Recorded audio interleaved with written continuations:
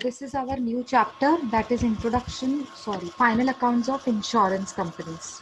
So you know what is insurance? We have two parties in insurance company. Sorry, we have two parties in insurance contract. One is insurer and the other one is insured party. Who is insurer? The company who sell the policy, and who is insured party? Who takes up the policy. And there is a document in which the terms of the contract is laid down, is called insurance policy. Okay.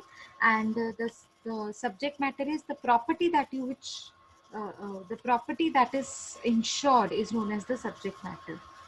Okay. And on the uncertain events of destruction or damage to the property or death of a person, the amount will be paid to you. Okay. Or to the nominee. ये आपको पता है insurance क्या होता है. Okay. Next is importance of the insurance act 1938. I hope you understand what is Insurance Act 1938. We have already done in detail while we were doing OIS subject in SEN 2. Okay. Updated as per Insurance Amendment Act 2015.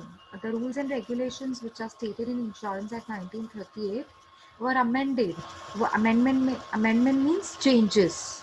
Were changed, and new act was made in 2015. In that, first is forms of final accounts.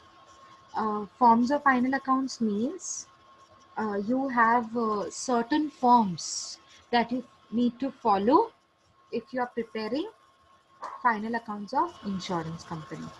See, insurance business transacted by any person in the respect of his shareholder funds must prepare revenue account. Revenue account will be prepared as per ARA. A is life insurance. B is for general insurance. Remember this thing, that can be asked in MCQs also. ARA, that is revenue account of A, that is life insurance. Profit and loss account in the form APL. A is life insurance, PL is profit and loss account. And balance sheet will be as per the form ABS. A is for life insurance, BS is for balance sheet. Every insurer carrying on general insurance business must prepare revenue account in the form of BRA. B stands for general insurance.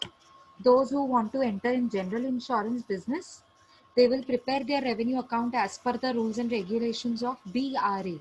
BRA is, B means general insurance, RA means revenue account. PNL in the form of BPL. P, general insurance, P, profit and loss account.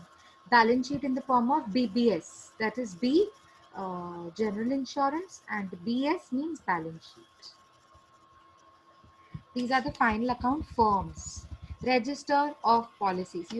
Every insurer must maintain register of policies in respect of policies issued.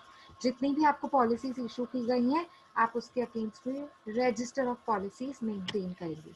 Register means जिसमें name and address of policy holder होगा, कब ये policy issue की गई थी, date of issue, and record of any transfer, assignment, nomination, किसके नाम पे नॉमिनी है. Okay. Records of claims, like अगर आपने क्लेम सेटल किया है तो डेट ऑफ क्लेम, किसको सेटल किया, उसका नाम, उसकी एड्रेस एक्सेट्रा. मतलब उस रजिस्टर में, जैसे आप कैसे एक नोटबुक बनाकर रखते हैं, वैसे कंपनीज को रजिस्टर बनाकर रखना पड़ता है पॉलिसीज का. Audit every companies. अभी जो ऑडिट है ना, ऑडिट मतलब चेकिंग. हर कंपनी की, हर इंश्योरेंस कंपनी को ऑडिट करवाना जरूरी होता है as per companies act 2013. Approved investments. हर जनरल इंश्योरेंस बिजनेस को अप्रूव्ड सिक्योरिटीज में इन्वेस्ट करना जरूरी होता है. Approved securities means government securities. Payment on commission to authorised agents.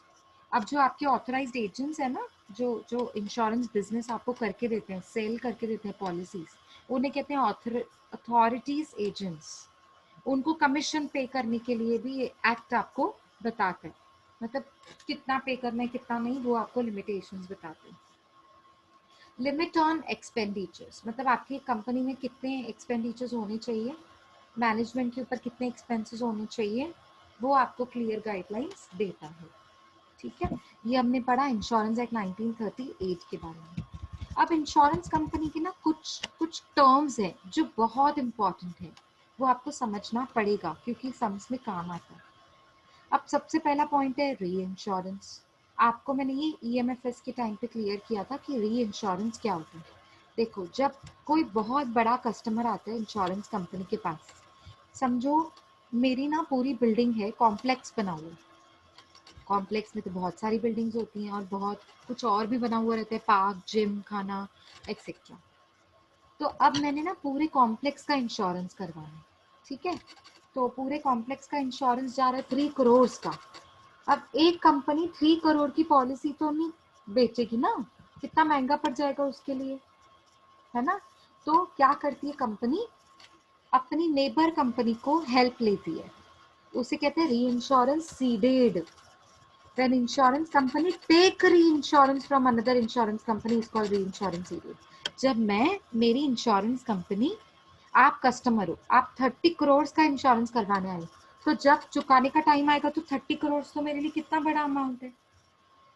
इसलिए मैंने क्या किया, मैंने अपनी नेबर कंपनी से हेल्प ले लिया, मैंने अपनी फ्रेंड कंपनी से हेल्प ले लिया, ठीक है।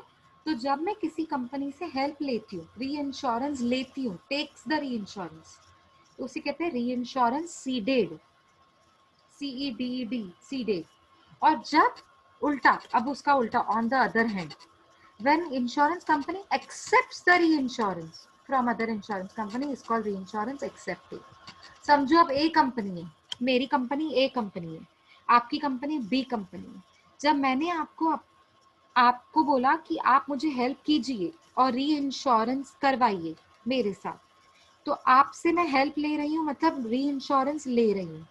री इंश्योरेंस लिया मतलब री इंश्योरेंस सीडेड। अब मैं री इंश्योरेंस सीडेड, तो आप क्या हो जाएंगे, री इंश्योरेंस एक्सेप्टेड। आपने मेरा री इंश्योरेंस एक्सेप्ट किया ना। सिमिलरली जब मैं आपसे री इंश्योरेंस ले रही हूँ, तो मैं री इंश्योरेंस एक्सेप्टेड और आप री इंश्योरेंस सीडेड। Very simple. जब मेरे पास कस्टमर आया और बहुत ह्यूज अमाउंट का पॉलिसी खरीदने आया, huge amount means 1 crore, 20 crore, बहुत बड़े बड़े अमाउंट्स का पॉलिसी खरीदने आया, ठीक है। तो जब मेरे पास वो कस्टमर आया तो मैं ना नहीं बोलूंगी, मैं ले लूंगी, उसको पॉलिसी बेचूंगी। अब पॉलिसी तो बेच ली, लेकिन मुझे तो टेंशन हो गया कि अब इतनी मोटी पॉलिसी है, इतनी बड़ी पॉलिसी है, ये तो ह्यूज अमाउंट है, बहुत बड़ा अमाउंट है इसमें, तो चुकाने का टाइम आएगा, कुछ नुकसान हो गया तो मेरे सर पे 30 करोड़ का नुकसान, तो ये मैं अकेले बेयर नहीं कर पाऊंगी। इसीलिए मैंने आपसे हेल्प ली, मैंने अपना कस्टमर आपसे शेयर किया।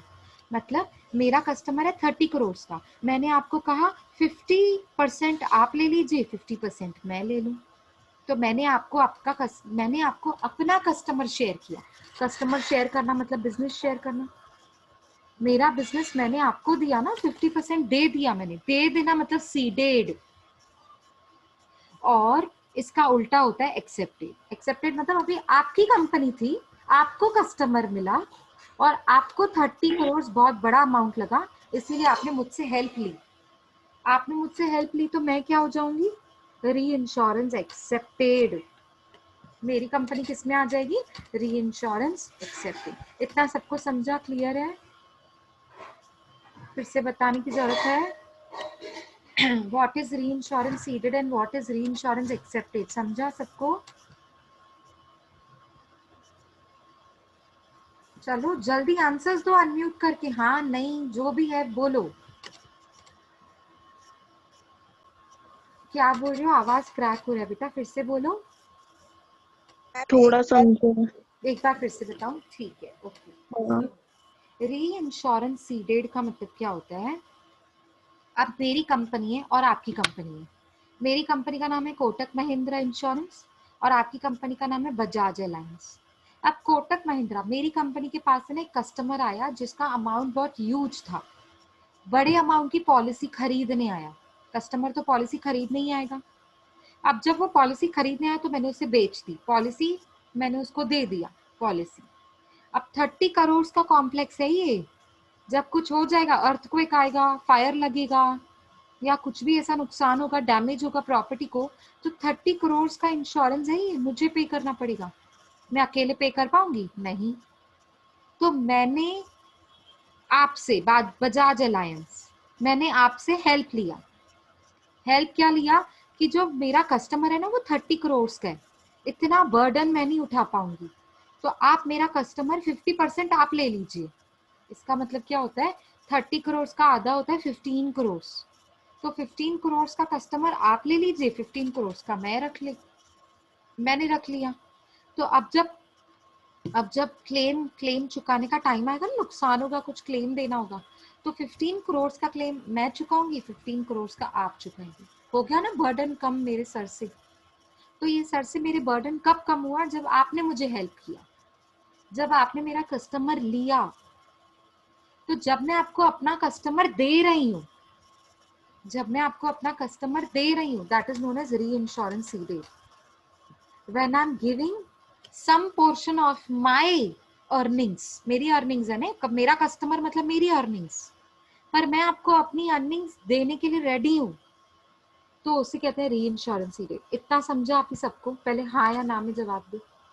हाँ मैम। Yes ma'am. हाँ मैम। अब ध्यान से सुनिए। यस अब मैम। ये था री इंश्योरेंस सीडेड, जब कोटक महिंद्रा बजाज अलायंस से हेल्प ले रहे हैं। तो बजाज अलायंस, कोटक महिंद्रा, आप मेरे बारे में सोचो, मैं कौन हूँ? री इंश्योरेंस सीडेड, मतलब मैंने दिया। क्या दिया? कस्टमर दे दिया। कस्टमर देना मतलब बिजनेस देना। अब मैं आपको अपना बिजनेस दे रही हूँ, तो मैं कुछ तो कमीशन चार्ज करूंगी ना आपसे। मैं आपको हाँ। अपना बिजनेस दे रही हूँ ना, आपका तो बिजनेस हो रहा है, आपको तो कस्टमर मिल गया बैठे बैठे। एक्चुअली मेरा कस्टमर था, मिल आपको गया 50%, तो मैं आपसे कुछ ना कुछ कमीशन चार्ज करूंगी। तो याद रखो, री इंश्योरेंस सीडेड में कमीशन मिलता है। लिखो, नोट्स निकालो, अपने नोट्स निकालो, लिखो। री insurance seeded means when one company gives their business to another company, another insurance company. When one insurance company gives their business to another insurance business, another insurance company gives their business to another insurance company. ठीक है, री insurance seeded का मतलब भी लिख लिया। अब क्योंकि आपने किसी को बिजनेस दिया, तो कमीशन मिलेगा। लिखो, in this case commission will be received. Very important, in this case commission will be received. Commission को हाईलाइट करो। पहला पॉइंट क्या था? कमीशन, उसको हाईलाइट करो। Commission will be received in this case. Okay, next point, premium. Next point, premium. Second point, first is commission, second is premium. अब ध्यान से सुनो, जो कस्टमर था ना वो मेरे पास आया था। कस्टमर किसके पास आया? मेरे पास, कोटक महिंद्रा। अब वो प्रीमियम किसको देगा? कोटक महिंद्रा। वो मेरा कस्टमर है ना, सारा का सारा प्रीमियम वो मुझे देगा। पर मेरी रिस्पॉन्सिबिलिटी क्या बनती है कि मैं बजाज अलायंस को 50% प्रीमियम शेयर करूं। क्यों? क्योंकि जब क्लेम चुकाने का टाइम आएगा, तब बजाज अलायंस 50% क्लेम भरेगा ना। तो 50% वो क्लेम तब भरेगा जब उसको प्रीमियम टाइम टू टाइम मिलेगा। तो री इंश्योरेंस सीडेड के टाइम पे इंश्योरेंस कंपनी को दूसरी इंश्योरेंस कंपनी के पास प्रीमियम भरना पड़ता है, पे करना पड़ता है। पे, रिसीव नहीं, पे। क्योंकि प्रीमियम तो मुझे मिला ना सारा, कंपनी ए को। अब कंपनी बी के पास पहुंचाना मेरी रिस्पॉन्सिबिलिटी बनती है। लिखो, इन दिस केस मतलब री insurance seeded. In this case, premium has to be paid to another insurance company. Premium has to be paid to another insurance company. इतना क्लियर हुआ सबको? Yes ma'am. हाँ, कमीशन मिलेगा, प्रीमियम पे करना है। अच्छा, अब फर्स्ट पॉइंट था कमीशन, सेकंड पॉइंट था प्रीमियम।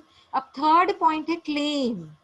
क्लेम, जब समझो अभी कॉम्प्लेक्स में आग लग गई, ठीक है, अब कॉम्प्लेक्स जल गया, ठीक है। अब मेरा कस्टमर मुझे पेपर्स लेकर आएगा और बोलेगा मुझे क्लेम सेटल करके दो, मुझे मेरा पैसा मुझे मेरा अमाउंट चाहिए, लॉस की जो भरपाई है वो मुझे चाहिए। तो जो कस्टमर है उसको मैं पहले क्लेम पे करूंगी। उसके बाद इंश्योरेंस कंपनी से वसूल करूंगी। मतलब जो सामने वाली इंश्योरेंस कंपनी है ना, वो क्लेम सेटल करके देती है आपको। मतलब क्लेम कैसे सेटल होगा? दोनों कंपनीज क्लेम सेटल करती है। कैसे? 50% क्लेम सेटल करेगा मिस्टर कंपनी ए और 50% क्लेम सेटल करेगा कंपनी बी। इतना समझ में आया? ये लिखो Yes, लिखो ma'am. लिखो लिखो, क्लेम के Yes, बारे ma'am. में भी लिखो। Third point, claim will be settled by both the companies in the proportionate ratio। अब वो proportionate ratio 50-50 भी हो सकता है, 60-40 भी हो सकता है, 70-30 भी हो सकता है।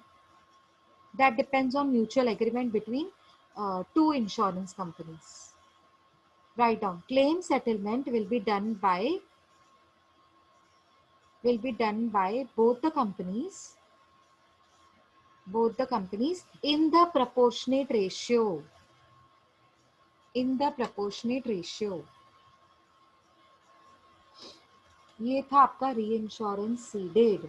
अब री इंश्योरेंस एक्सेप्टेड क्या होता है? On the other hand, when insurance company accepts the reinsurance from another insurance company, it is called reinsurance accepted। अब आपकी कंपनी का कस्टमर था, आप बजाज अलायंस, मैं कोटक, उल्टा, पूरा उल्टा केस। अब उल्टा करते जाइए। आपकी कंपनी का कस्टमर था, आपने मुझे बोला आप मुझे हेल्प करिए और री इंश्योरेंस एक्सेप्ट करिए। री इंश्योरेंस एक्सेप्ट कौन करेगा? मैं। तो मैं क्या बन जाऊंगी? री इंश्योरेंस एक्सेप्टेड। इतना समझा सबको? अब मैं आपको अपना बिजनेस दे नहीं रही हूँ, अब मैं आपसे आपका बिजनेस ले रही हूँ। आप मुझे अपना बिजनेस दे रहे हैं। आपके पास आया था कस्टमर, आपने मुझे कहा कि बहुत बड़ा अमाउंट है कस्टमर का, तो आप मुझसे री इंश्योरेंस कर लीजिए। मतलब मैं आपका बिजनेस ले रही हूँ। लेना मतलब एक्सेप्ट करना। अब यहाँ पे उल्टा केस है। पहले मैं आपको अपना बिजनेस दे रही थी, अब मैं आपसे आपका बिजनेस ले रही हूँ, तो उसे कहते हैं री इंश्योरेंस एक्सेप्टेड। इतना समझा सबको? Yes, Yes, ma'am. ma'am. Okay, तो लिखो री insurance accepted is accepting the business of another insurance company। accepting the business of, giving the business नहीं, accepting the business, accepting the business of another insurance company। अब इसमें भी 3 points हैं। हाँ, accepting, very good. अब इसमें भी 3 points हैं। पहला, कमीशन। लिखो, commission will be paid in this case. नहीं, सॉरी, हाँ बराबर, कमीशन मुझे पे करना पड़ेगा। आप मेरे बुक्स के हिसाब से सोचिए। हाँ, मेरे बुक्स के हिसाब से सोचना है आपको, कोटक महिंद्रा। अब मैं आपसे आपका बिजनेस ले रही हूँ, तो आप मुझसे कमीशन चार्ज करोगे, तो मैं आपको कमीशन पे करूंगी ना, क्योंकि आपने मुझे अपना बिजनेस दिया और मैंने आपका बिजनेस लिया। क्योंकि मैंने आपका बिजनेस लिया तो आपको मुझे कमीशन भी तो देनी पड़ेगी, तो मैं आपको कमीशन दे रही हूँ, पे कर रही हूँ। लिखो, in this case commission will be paid. ऊपर क्या था? सीडेड में कमीशन विल बी रिसीव्ड था। सीडेड में क्या था? Receive था। रिसीव्ड था। Very good, very good. तो यहाँ री इंश्योरेंस एक्सेप्टेड में सब कुछ उल्टा, यहाँ पे कमीशन आपको पे करना पड़ेगा। ठीक है, नेक्स्ट, प्रीमियम। अब आप हिसाब लगाइए, कस्टमर किसके पास जाएगा सारा प्रीमियम भरने को? अभी प्रीमियम हमारे पास मतलब आएगा। बजाज के पास जाएगा। ठीक है, Yes. बजाज के पास जाएगा, तो बजाज किसको पे करेगा प्रीमियम? कोटक को। मतलब मुझे, दूसरे वाले कंपनी। हाँ मतलब मुझे। आप मेरे बुक्स के हिसाब से सोचो, आपको सोचना मेरे हिसाब से है। मुझे प्रीमियम मिल रहा है कि मैं पे कर रही हूँ? आप मेरे बुक्स के हिसाब से सोचो। मिल रहा है, मिल आपको रहा है। मिल रहा है। Very good. तो मिले लिखो, प्रीमियम इन मिलेगा। This case will be receive. Yes. Premium, second point premium की है, प्रीमियम मुझे मिल रहा है। ऊपर देखो, सीडेड में प्रीमियम मुझे पे करना पड़ रहा था, प्रीमियम मुझे Yes, पे ma'am. करना पड़ा था। अब उल्टा, यहाँ पे मुझे प्रीमियम मिलेगा। In this case premium will be received. Very simple. एक कॉन्सेप्ट समझ गया ना, दूसरा कॉन्सेप्ट ऑटोमेटिकली समझ में आ जाता है। चलो, प्रीमियम भी हो गया। अब क्लेम। क्लेम तो सेम, क्लेम पहले क्या था, both the companies will settle the claim in the proportionate ratio. यहाँ पे भी सेम, यहाँ पे भी both सेम। the companies. हाँ, claim will be settled by both the companies in the proportionate ratio, और proportionate ratio will be decided according to their mutual agreement। ये लिखने की जरूरत नहीं है, ये तो बस मैं आपको आपके नॉलेज के लिए बता रही हूँ। Yes, settled as per their ratio. ठीक है, वेरी गुड। चलो, ये री इंश्योरेंस है ना, बहुत बहुत very very very important. I mean you can not skip this part. अगर नहीं समझा तो मैं फिर से रिपीट करने के लिए रेडी हूँ। प्लीज आप मुझे सब आंसर्स दीजिए कि सबको समझा कि नहीं, क्योंकि ये समझ में आता है। प्रैक्टिकली करने का ये एडलेस, ये जो मैंने आपको बताया ना, प्रीमियम मिल रहा है, प्रीमियम पे करना है, कमीशन मिल रहा है, कमीशन पे करना है, ये सब प्रैक्टिकली सम्स में करना है। तो आप मुझे बताइए समझा कि नहीं समझा। Please if you have not, समझा मैम, okay, समझा ma'am. okay, in case if you have not understood, please let me know. I'm ready to explain it once again. I'm ready to explain 10 more times because it is very very important. So please note that you have understood. Surrender. I hope you know what is surrender. In between your life insurance policy है 20 साल की। 10 साल में आपको ना, आप है ना पोजीशन में नहीं हो कि आप अभी आगे फ्यूचर में भी प्रीमियम्स भर सको। You are not in a position to pay future premiums. So you are cancelling the rights of life insurance policy to the company. You are cancelling all the rights. That is known as surrender. That means in between the life of the policy, you are cancelling the policy, and that is known as surrender. And for that, surrender value is paid to you. Okay? Surrender value आपको पे किया जाता है, क्योंकि 10 साल तो आप company के साथ रहे ना, 10 साल के लिए तो पॉलिसी चालू थी ना, तो 10 साल के हिसाब से जो भी अमाउंट बनता है उसे कहते हैं सरेंडर वैल्यू, जो आपको कंपनी पे करती है। ये फॉर्मूला लिखी हुई है, ये सिर्फ समझने के लिए, इसका सम्स में कुछ भी यूज नहीं होगा। Bonus to policy holders, I really hope आपको ये सब चीजें याद है, क्योंकि हमने ये सब EMFS में, सॉरी OIS में लाइफ इंश्योरेंस के टाइम पे ये सब किया था। Bonus to policy holders means ये सिर्फ और सिर्फ लाइफ इंश्योरेंस पॉलिसी होल्डर्स को दिया जाता है, बोनस दिया जाता है उनको। देखो लिखा भी हुआ है life fund. Life insurance company should maintain a life fund for participating policy holders. जो पॉलिसी होल्डर्स पार्टिसिपेटिंग के क्राइटेरिया में आते हैं ना, उनके लिए लाइफ फंड ओपन किया जाता है। कौन ओपन करता है ये? Only and only life insurance company. Please note, ये कुछ भी आ सकता है MCQs में, और शॉर्ट नोट कल को आ गया आपके एक्सटर्नल पेपर में कि write a note on reinsurance and bonus to policy holder, तो आपको लिखने तो आना चाहिए ना, ये बोनस टू पॉलिसी होल्डर सिर्फ लाइफ इंश्योरेंस कंपनी देती है। ठीक है, जो कंपनी को प्रॉफिट्स होते हैं ना, सरप्लस मींस प्रॉफिट्स, उसी में से बोनस निकाला जाता है और पॉलिसी होल्डर्स को दिया जाता है। कौन से पॉलिसी होल्डर्स? जो कौन सी स्कीम के अंडर में आते हैं? Participating scheme. ठीक है, और ये बोनस है ना, अगर आप प्रीमियम, अगर समझो आप प्रीमियम नहीं भर पा रहे हो, ठीक है, तो जो बोनस आपको दिया जाता है ना, उसमें से एडजस्ट करते हैं, उसे कहते हैं bonus in reduction of premium. Suppose मैं एग्जांपल देती हूँ, कंपनी आपको बोनस देने वाली है 2 लाख रुपए और आपका प्रीमियम है 1 लाख रुपए, तो कंपनी आपको बोलेगी मैं आपको 2 लाख देने वाली हूँ, आप मुझे 1 लाख देने वाले, इससे अच्छा काट साट के मैं आपको 1 लाख देती हूँ ना। समझा मैंने एग्जाम्पल में क्या बोला? एडजस्ट करके, मतलब प्रीमियम आप मुझे 1 लाख तो देने ही वाले हो ना, तो वो देने की अब आपको जरूरत नहीं है। क्यों? क्योंकि आपका बोनस कितना बनता है? 2 लाख रुपए, तो अब आपको काट साट के बोनस कितना मिलेगा? 1 लाख। 1 लाख। 1 लाख।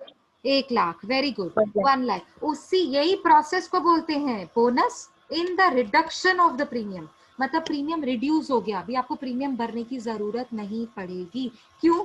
क्योंकि उससे हमने एडजस्ट कर लिया, किसके साथ? बोनस के साथ। bonus can be adjusted against premium and that is known as bonus in reduction of premium. Is it clear? Yes, ma'am. Yes, ma'am. Okay, okay.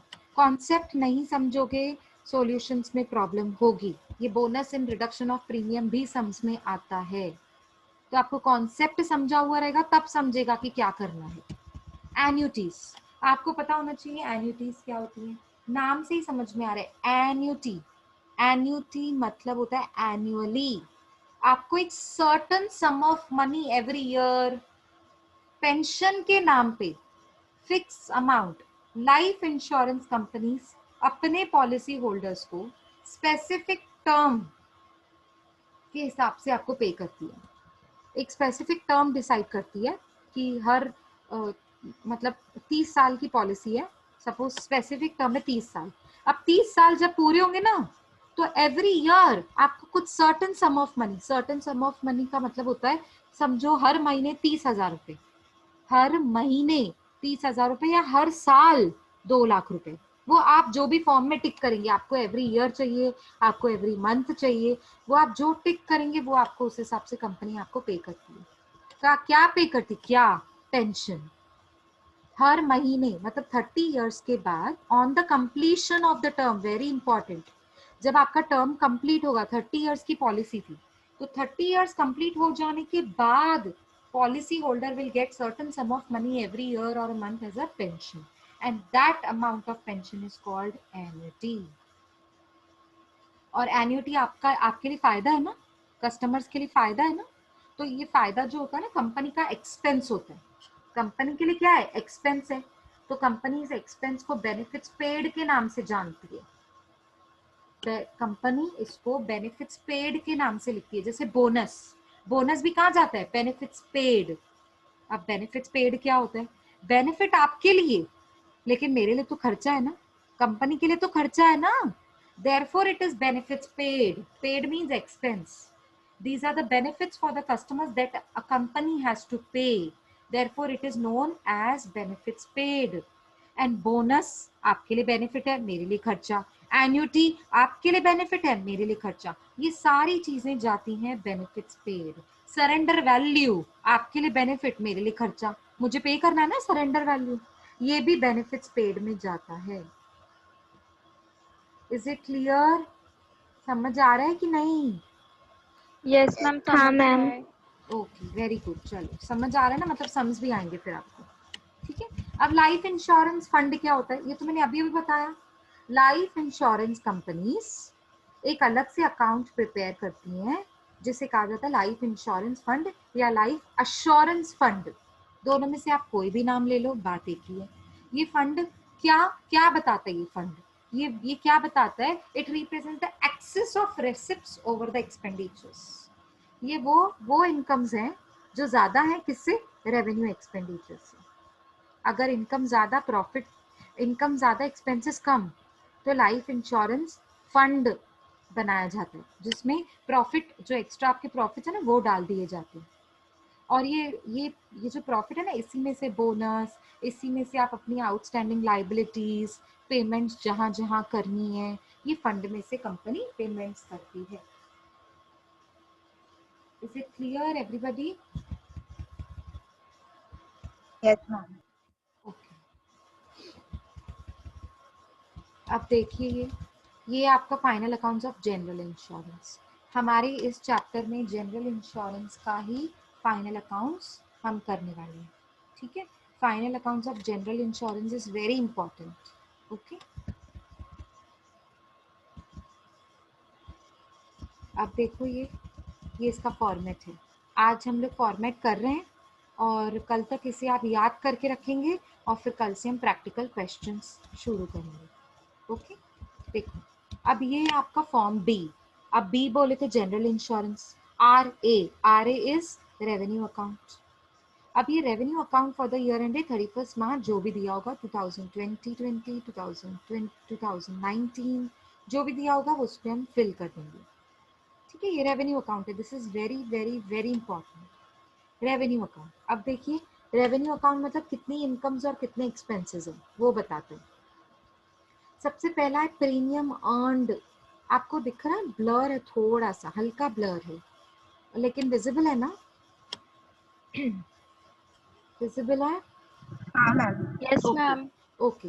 Premium earned, अब ये प्रीमियम अर्नड क्या होता है, शेड्यूल नंबर 1। ये देखो schedules आपको याद होने चाहिए।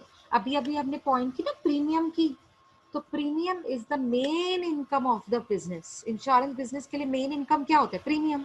अगर प्रीमियम ही नहीं है तो इनकम ही नहीं है, इनकम नहीं है तो बिजनेस कैसे चलेगा। तो premium earned is first schedule, main income. Second, अब ये अदर इनकम्स है, आप सिंपली इसको लिख देना अदर इनकम्स। अदर इनकम्स के अंडर में आते हैं सब, प्रॉफिट एंड लॉस और redemption of investment, interest, dividend, rent, ये सब अदर्स में आते हैं। तो हम ये 2, 3, 4 नहीं लिखेंगे, हम लिखेंगे अदर इनकम्स। और अदर इनकम्स में डाल देंगे जो भी आपकी एक्स्ट्रा इनकम्स है, dividend earned, interest earned, rent earned, ठीक है। Premium earned schedule number 1, other incomes उसका कोई शेड्यूल नहीं है, उसको बस आपको प्रीमियम के नीचे लिखना है। ये आपकी हो गई टोटल इनकम्स। टोटल इनकम्स को किसके साथ रिफ्लेक्ट किया है, total A means total incomes. अच्छा, अब आ जाओ एक्सपेंसेस, क्लेम्स इनकर्ड। अब देखो, जैसे कंपनी के लिए, इंश्योरेंस कंपनी के लिए सबसे बड़ी इनकम क्या होती है, प्रीमियम, वैसे इंश्योरेंस कंपनी के लिए सबसे बड़ा एक्सपेंस क्या होता है, क्लेम सेटल करना। जब किसी का नुकसान हो जाए तो हमको भरपाई करनी पड़ती है ना इंश्योरेंस कंपनीज को, वो सबसे बड़ा एक्सपेंस होता है इंश्योरेंस कंपनी के लिए। तो सीक्वेंस के हिसाब से वो पहले दिया हुआ है, ठीक है। हम उसको 1, 2, 3 नहीं लिखेंगे, ये जो लेफ्ट हैंड साइड में 1, 2, 3, 4, 1, 2, 3 लिखा हुआ है ना, वो हम नहीं लिखेंगे। हम सिंपली लिखेंगे premium earned schedule 1, other incomes, और उसके बाद टोटल ए। अब आते हैं एक्सपेंसेस में, क्लेम्स इनकर्ड शेड्यूल 2, ये शेड्यूल याद होना चाहिए सबको कल तक। क्लेम्स शेड्यूल 2 कंपनी का सबसे बड़ा एक्सपेंस, ठीक है। कमीशन, नेक्स्ट, आप जब भी सेलिंग एजेंट्स को कमीशन देते हो ना, तो आपके लिए वो एक्सपेंस होता है, ये एक्सपेंस है, कमीशन बिजनेस का एक्सपेंस होता है, शेड्यूल नंबर 3। 4, उसके बाद ऑपरेटिंग, दूसरे भी छोटे मोटे खर्चे, audit fees, depreciation etcetera. Operating expenses मतलब दूसरे छोटे मोटे खर्चे, printing and stationery, postage and telegram, है ना, ये छोटे मोटे खर्चे तो हर कंपनी के होते हैं। स्टेशनरी किसको नहीं चाहिए, सबको चाहिए। डेप्रिसिएशन तो सबके, एसेट्स तो सबके पास होती हैं, तो डेप्रिसिएशन तो सबका लगेगा एक्सपेंस के नाम पे। तो ऑपरेटिंग एक्सपेंसेस मींस कंपनी से रिलेटेड छोटे मोटे खर्चे, वो आएगा शेड्यूल नंबर 4। अब ये हो गई 3 एक्सपेंसेस का total, total B. Total B में आपका जाएगा 3 एक्सपेंसेस का टोटल। कौन से 3 expenses, claims, commission, operating expenses. अब आप ए माइनस बी करोगे, ए इनकम, बी एक्सपेंसेस। ए माइनस बी करोगे तो आपको मिलेगा ऑपरेटिंग प्रॉफिट और लॉस, मतलब नेट प्रॉफिट और लॉस। अगर इनकम ज्यादा तो प्रॉफिट, अगर एक्सपेंसेस ज्यादा तो लॉस। समझ आ रहा है कि नहीं? Yes ma'am. ओके, तो अब आपको जो प्रॉफिट मिलेगा ना, उसके बाद आपको माइनस करना है एप्रोप्रिएशंस, ठीक है, वो तो दिए रहेंगे। एप्रोप्रिएशंस आपको पता है क्या होते हैं, नॉन कैश एक्सपेंसेस, जैसे प्रपोज डिविडेंड है, और transfer to any reserves, transfer कोई भी किसी भी तरीके का ट्रांसफर, ठीक है, वो एप्रोप्रिएशंस होते हैं। नेक्स्ट है आपका पीएनएल। ये पीएनएल वो पूछते तो नहीं है, पर फिर भी एक बार देख लीजिए फॉर्मेट याद करने के लिए। Revenue account for the year ended 31, ये रेवेन्यू अकाउंट नहीं है, ये पीएनएल अकाउंट है, सॉरी, यहाँ पे प्रिंटिंग मिस्टेक है। इसको कहते हैं फॉर्म बी। पीएल, बी मतलब जनरल इंश्योरेंस, पीएल मतलब पीएनएल अकाउंट। अच्छा, इसको बनाते कैसे हैं, अब देखो आपके पास रेवेन्यू अकाउंट से जो प्रॉफिट आया ना, ये वाला प्रॉफिट, उसको यहाँ लेकर आएंगे, ठीक है। फायर बिजनेस का होगा, मेराइन बिजनेस का है, कि कौन से बिजनेस का है, वो यहाँ लेकर आएंगे, ठीक है। उसके बाद इनकम फ्रॉम इन्वेस्टमेंट ऐड करेंगे, कुछ अगर नॉन ऑपरेटिंग एक्सपेंसेस हो तो वो लेस करेंगे। थर्ड, अदर इनकम्स, ये तीनों इनकम्स को ऐड करेंगे, टोटल ए, ठीक है। नेक्स्ट फोर्थ, अब आप कोई किसी भी तरीके का प्रोविजन, वो लिख दीजिए, प्रोविजन फॉर टैक्सेस और प्रोविजन फॉर बैड डेट्स, ऐसा कोई भी प्रोविजन है ना, वो यहाँ लिख देंगे। फिफ्थ, अदर एक्सपेंसेस, कोई भी एक्सपेंसेस है ना, वो यहाँ लिख देंगे। अब ए में से बी को माइनस करेंगे, इनकम माइनस एक्सपेंसेस, तो आपको मिलेगा profit before tax. Profit before tax में से टैक्स लेस करेंगे तो मिलेगा profit after tax. Profit after tax में से अप्रोप्रिएशंस लेस कर देंगे, देखो लिखा हुआ है propose dividend, interim dividend, transfer to reserves, ये सब लेस करेंगे तो मिलेगा balance carry forward to balance sheet.